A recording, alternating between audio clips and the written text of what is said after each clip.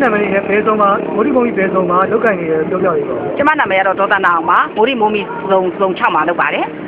အမားတို့ဟိုကလောတယ်ခုမှသလုံးချုပ်တောင်းတော့ဖြစ်ပေါ်နေတဲ့စက်ဖလာတွေပြောပြရပါ ဟုတ်ဒီ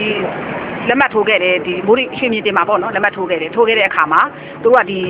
အင်းဆက်တဲ့မလုတ်ကင်သူများကို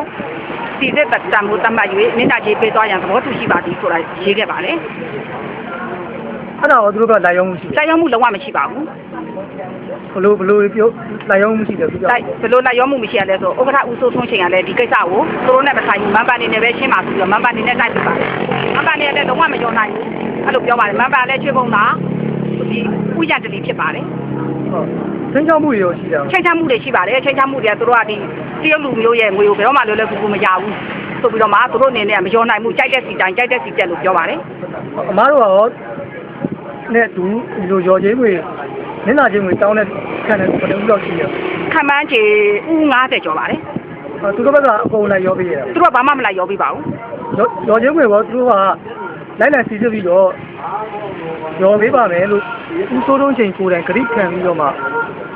ခုဘာတို့ဟိုအဲ့ရော်ချင်းဝင်ပြီးကြောက်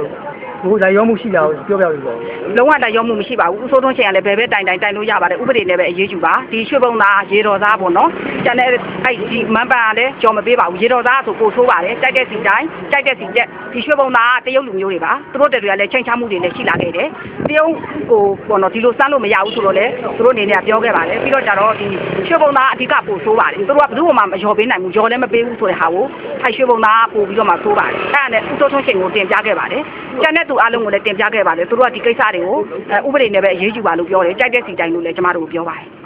ဟောဒါဆိုရင်မြို့သားကြီးဝတ်တော်ရေးကုမ္ပဏီက14ရက်6လပိုင်းမှာစာချုပ်ချုပ်ပြီးတော့မှစာချုပ်ပါချက်လက်တွေဖောက်ဖျက်နေတယ်လို့ဆိုလို့ကြားပါတော့ ဟုတ်ကဲ့ရှင်ဖောက်ပြက်ပါတယ်ဦးစိုးထွန်းချိန်ကိုယ်တိုင်ရောဒီဥရတလီတို့ရောပုံတော့ကလည်းအဲ့လိုမျိုးဖောက်ပြက်ပါတယ်ဘယ်သူမှမရောဘူးသူတို့ကပြောနိုင်မှုကြိုက်တဲ့စီတိုင်းလို့ပဲပြောပါတယ် ဟုတ်ကဲ့ပါဟုတ်ကဲ့ကျေးဇူးတင်ပါ